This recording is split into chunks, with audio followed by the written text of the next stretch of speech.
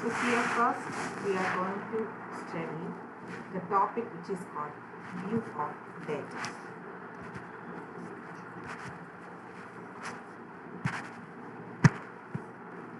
So we know that what is a database and a database definition, that is database mainly consists of is a collection of data which are interrelated, and it's a set of programs in order to access that data. Now the next point is the topic which is called data abstraction. So what is the meaning of abstraction? Abstraction means we are hiding something. So you already studied data abstraction in object-oriented programming languages like CPP, OOPS concept. So here also we have to specify the point which is called data abstraction. Data abstraction means data will be abstracted. That means we will hide certain informations.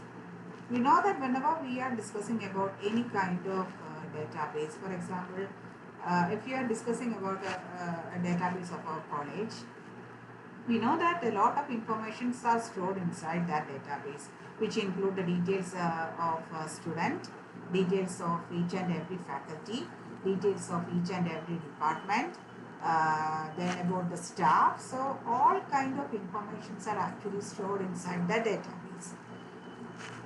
But we know that for a student, suppose a student is trying to access that data, it may not be available because you are only allowed to take certain informations from the database. And another point is that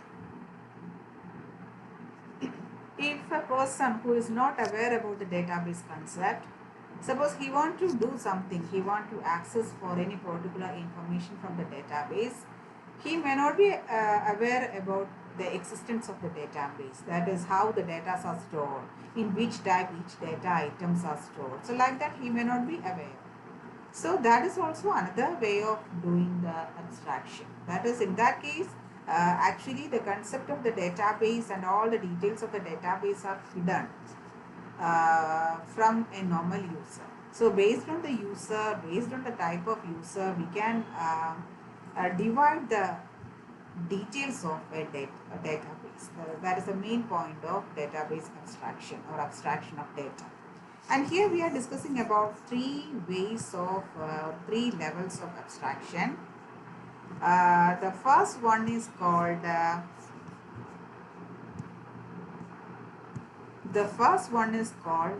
the physical level, then comes the logical level, and then comes the view level. So what is the concept of each of this abstraction? That is, here we are only explaining certain facts related to the database. In physical level, some kind of information will be available to the user. That is, we are describing certain features about the database, and in logical level some other details are explained or given to the users, and view level some other way. So these are the three levels of abstraction. So the first one we are going to discuss is about each level. So before that, as I said, these are the different levels of abstraction. The bottom portion or the lowest level of abstraction is the physical level, then comes the logical level, and the top level is called the view level. Okay, so this is called the architecture of a database system, which is very important question, that is the levels of data abstraction. Now we are going to discuss about each and every levels of abstraction. As we said, the lowest level is called the physical level. So as it's the lowest level of abstraction, and it will mainly give you an insight of how the data are stored in a database. We know that suppose if you are, whenever we think about the database, what comes in our mind is a collection of tables. That is a table. We know that a table contains certain information about a particular item. For example, if you are considering a relational database, we will study in detail about each and every model. In relational data model, mainly we are using tables. So if you are taking a table contains various information about a particular thing. For example, if it is a student will have a student roll number will be there, a register number will be there, a name will be there, some other informations will be there. So everything will be stored inside that table. Okay, so here in physical level, that indicates that how each rows, that is which all values are, how data are stored in each row. We know if we are thinking about the table, columns and rows will be there.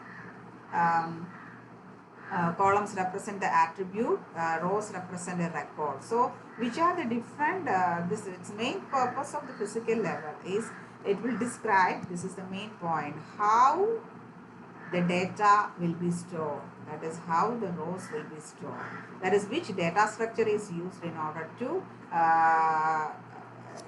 store these details. So that is the main aim of the physical level. That is different data structures are there, called hashing is there, clustering is there. So like that a lot of data structures are available. So which one is used in order to store the details about each row in each row, that is given by the physical level. And after coming to the physical level, then the next one is called the logical level. So as I said, logical level is the just top of the physical level. Next higher level of abstraction.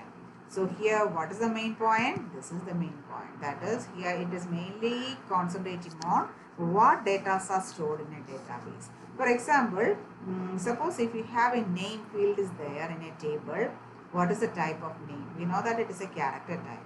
Suppose if you have a roll number is there, what is the type? It is an integer or numeric type data. So that is the meaning of the logically this will give the certain information about the data. So that is called the logical level. It also specifies what data are stored and also the relationship that exists between this data. Then last one is the view level. View level means that, as I said, whenever we are thinking about a database of a college, that is if you are considering the database of our college, as I said, there are different types of information stored. The first is information regarding to the student. Second is information regarding to the course.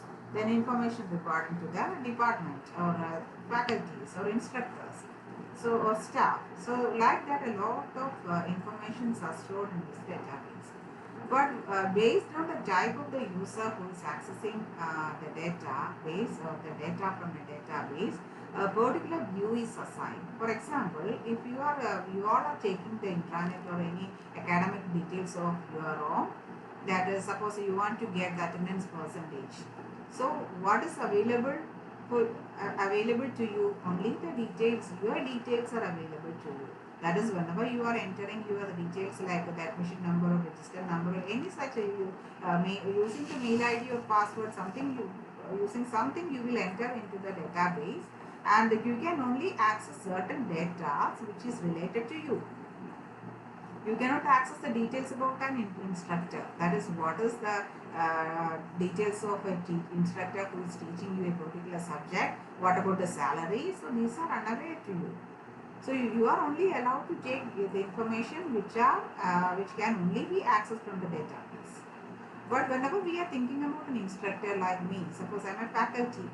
So if I want to access the information, I can only access the information related to you students as well as some basic information about other faculty members. So it is only allowed to an instructor. That is, I cannot access all other details about the college. Only this much of things are accessible. So if you are taking a top level management person or a principal or a jury like that, the top level management person, he has more rights are there. That is, he can access more data from a database. So that is each view. That is in the view of a student, he can only access the data which is available to him. That is only his marks or only his attendance percentage like that. But whenever the view of a faculty, that is so instructor is different. That is, he has more rights when compared to a student.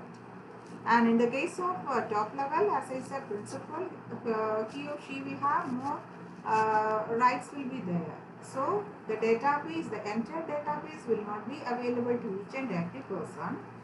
Each person or each user has given a particular right, and based on that right, a view will be given. A view means a particular part of the database will be available to that particular person. So that is called the view level. So here we can see the levels of abstraction. This is an example. Suppose you are considering an instructor table. You know that instructor is a faculty which contains different informations like ID. Each faculty may have an ID. Then a name will be there, a department will be there, salary will be there. So suppose that these four informations are available inside the database. And here the explanation is given, that is based on these levels how can you explain each and every point. In the case of physical level, as we said, it will describe a record will be stored. That is how the details of an instructor will be stored. We know that each instruction, for example, if you are taking me, I will have an ID, I will have a name, I will have a salary, I will be working in a particular department. So how all the details about me is stored. That is the physical level. Then comes the logical level. Logical level means that will describe the data stored in a database, and that is data. It will describe the data stored in the database as well as the relationship between the data. That is, if I'm in the case of instructor, the ID will be normally a string data type, name will be a character type, or it's also a string data type. So if you take this example, all the fields except the salary is of integer type. That is in the form of a record, we are storing all this information. So that is the logical level. Then view level means that based on the user, application programs will hide the internal details of how they are stored, which data structure is stored. So we can only view certain information. So that is the meaning of last level, that is called the view level. So in the case of view level, we can also, one advantage is that we can apply the security. That is for a normal person, suppose for a normal faculty, the salary details of a faculty will not be available to others. It can be only viewed by the top level or that particular person. So we can also apply the security. For security purpose, we can hide certain information. So that is the three levels of abstraction. The next topic we are going to discuss is about the data models. So what is a data model?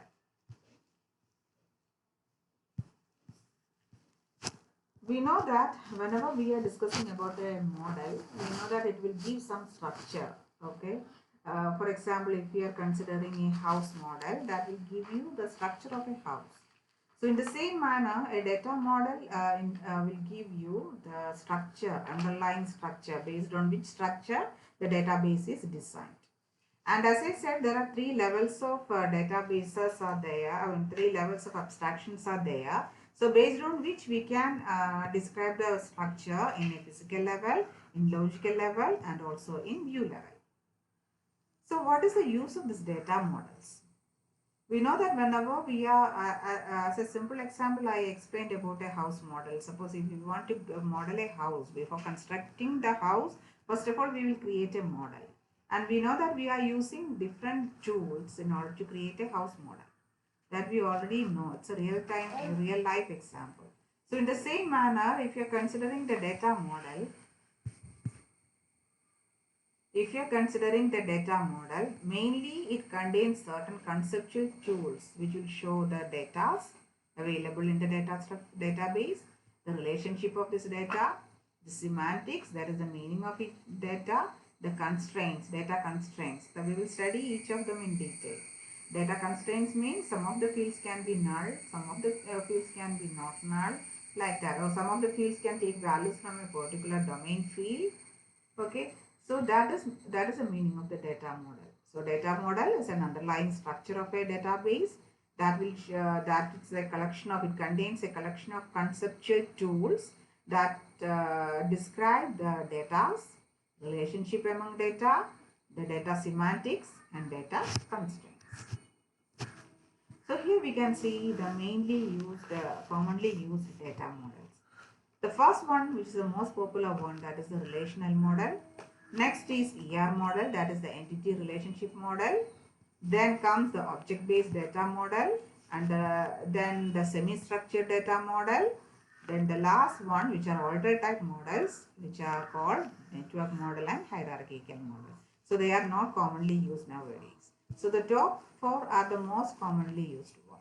So which are they? The data models. As I said, data models will describe the underlying structure of a database.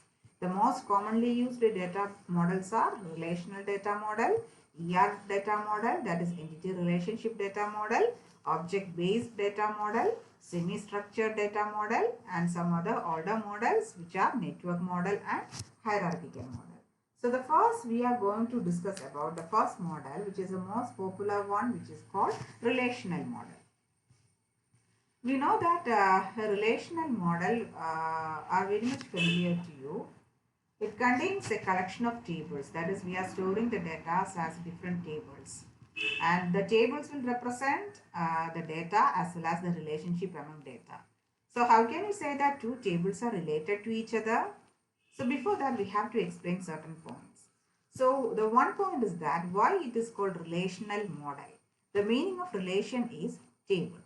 Since we are using tables in order to store the data, we will call this model as relational model. So this is the structure of a table. Okay, it's a relation. Here we can see it is a relation, which is also called a table. And for a table, we have to give a name. What is the name we are giving to this one? This was an instructor table. So this instructor table, its concept is already discussed. Suppose this is a table which contains the information about each and every instructor in a particular college. Okay, so which are the different fields available here? Which are the fields available here? They are ID of the instructor. The next column will give the names of the instructor. Then comes the department names of the instructor, and the last one is the salary of the instructor. So 4 columns are there. So whenever we are drawing a table, we are creating a table, it contains different rows and columns.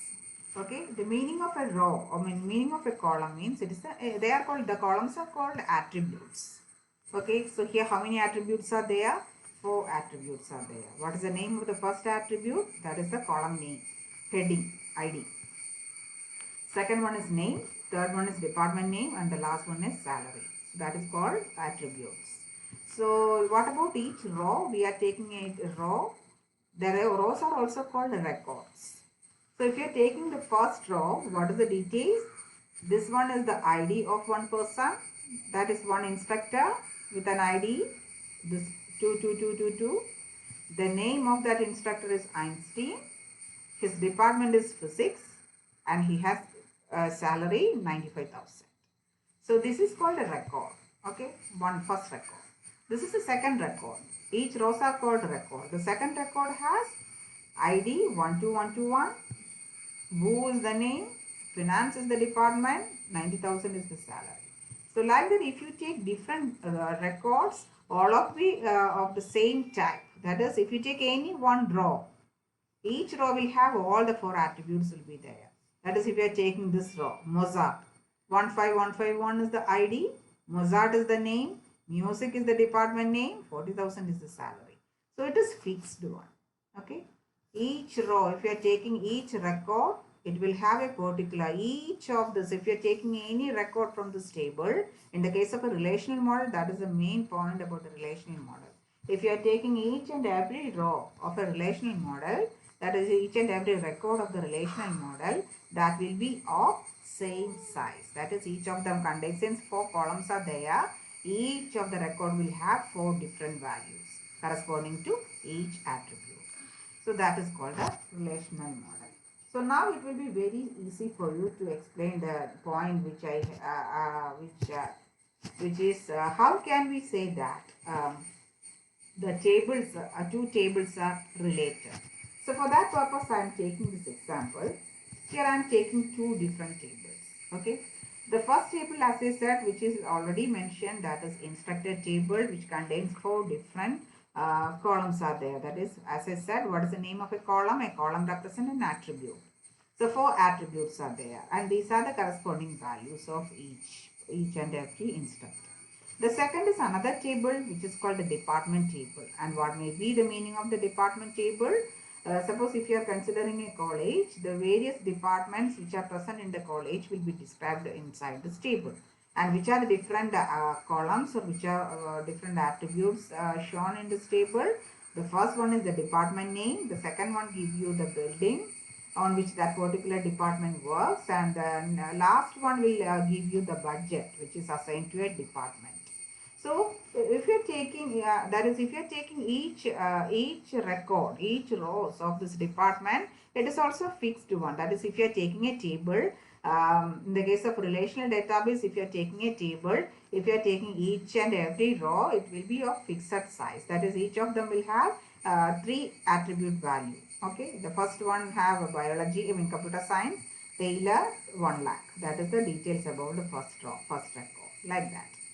And now we will come to the point, that is how we can say that these two tables are connected, or they have a relation.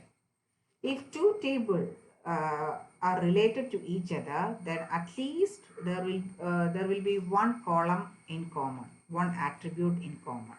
So which is the attribute which are common to both of these tables? Department name.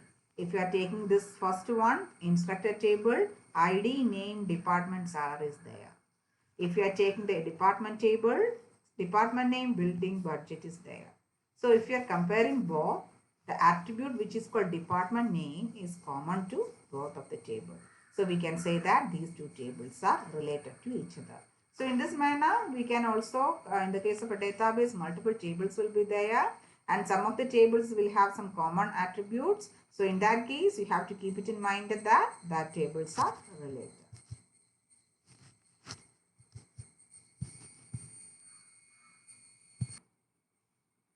The next model we are going to discuss is ER model. What is the meaning of E? Full form of E is entity, R means relationship. It is called entity relationship model. So you already studied the meaning of entity. Okay, entity means it is an object. So mainly the ER model contains, it is mainly concentrating on the basic concepts of objects called entities and their relationship. Because we are calling it as entity relationship model because in this type of model, we are mainly concentrating on 2 points. First one is the entities, the second one is the relationship. So I will give you one example. Let student be one entity. We know that the student will have certain characteristic will be there. Then teacher is another entity. Okay, so these two entities will be connected in some manner. That is, the teacher may be teaching the student. So what is the relationship? Teaching. Okay, so that is the concept of entity and relationship. So entity, how can you define the concept of an entity? Entity is a thing or an object in the real world which is distinguishable from other objects. That is, if you are taking a particular student with roll number 1, he has some attributes of there. He is different from some others because he will have a roll number, he will have an address, he will have a name. That is distinguishable. That is the meaning of an entity. So we can also say that an entity will have a permanent existence in an enterprise. That is, if we are taking any enterprise can be a company, it can be a college or a university. So anything we can take. So there will be multiple entities will be present. If you are taking airline reservation system, in that case, which are the different objects or which are the different entities? Customer is an entity. Then passenger, another one. Then staff, the pilot, plane, all are different entities. Okay. Then each entity will have attributes. We know that if you are considering a student will have different attributes. Roll number, admission number, register number, name, address. So these are the attributes of that entity. If you are taking an instructor or a teacher will have an ID, a name, a department, a salary, address. So everything will be there. So every entity will have set of attributes. And the relationship will exist between different entities. As I said, if student and teacher are 2 entities, there may be a relationship. So that is the meaning of ER model. Okay, so ER model is mainly used in order to show the entity and the relationship between the objects. And we explained what is the meaning of an entity, what is the relationship, like that. Then the third one is the object-based model. So we all are using object-oriented languages nowadays, like C, PP, C++, Java. So a lot of programming languages, that is object-based, object-oriented programming languages are used. We can say that the object-based model is an extension of ER model. So as we said, ER model is mainly concentrating on, if you're taking any enterprise, we are mainly concentrating on which are the different objects present there, which are the different entities present there, which all entities are related to each other, like that. But whenever we are discussing the object-based model, it is an advanced version of ER model, or it is an extension of ER model. So you already studied object-oriented programming language in last semester, and there we studied different characteristic or different um, characteristic of an object-oriented programming. We are using different terms like encapsulation, data abstraction, like that. A lot of points are there. But in the case of ER model, we are only explaining which are the entities present, which is the relationship between different entities, which are the different attributes of each and every entity, like that. We are not concentrating on this part. That is the object-oriented version. We are not concentrating. But whenever we want to show the abstraction or the encapsulation, like that, methods, object identity. So if we want to explain each and every point, then we have to use this model. That is the object-based model. This is very popular nowadays. Okay, so that is the difference between ER model and the object-based model. So remember that object-based model is mainly used for object-oriented programming languages. That is, there we are concentrating on objects, the relationship. Other than that, some additional things we have to represent. That is the encapsulation, methods, object identity, like that. Object identity means one-to-one, one-to-many, like that. So if we want to explain all of them, we have to use the third type of model, that is object-based model. And then comes the semi-structured model. A semi-structured model means, so we already said, we can also say that it is an extension of relational model. And relational model means, as we already explained, in the form of a table, like this. This one, it's like a table, it's a relation. So here, as I said one point, that if you are taking each and every record, it contains data, they are of fixed size, maybe different types, but they are of fixed size. So if you are taking the first row, it is of 4 fields are there, 4 fields will be there. Second row also contains 4 fields, so it is fixed. But in the case of unstructured, it may be variable. That is, it is mainly used to represent a data that is flexible structure. Flexible structure means, in some row, if you are taking some rows, it will be some attributes will be missing in this kind of model. If some attributes are missing, or some fields will have multiple attributes, like that. If anything is there, then we have to use which data structure. That is a variable type. It is not like the relational database. Okay, so that is a semi-structured. Best example is XML. And if you study XML, you will study that it is a tag-based one. Okay, so that is the meaning of the semi-structured. Semi-structured model, as I said, it is mainly specify the data where individual data items are of same type but different attribute. That is, if you are taking each and every row, we cannot say that each row will have a fixed number of values, as we discussed in relational model. They may be variable.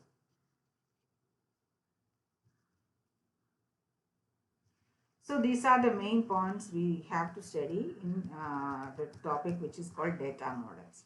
So we explained the data model. A data model has what is the definition of data model, which are the most commonly used data model.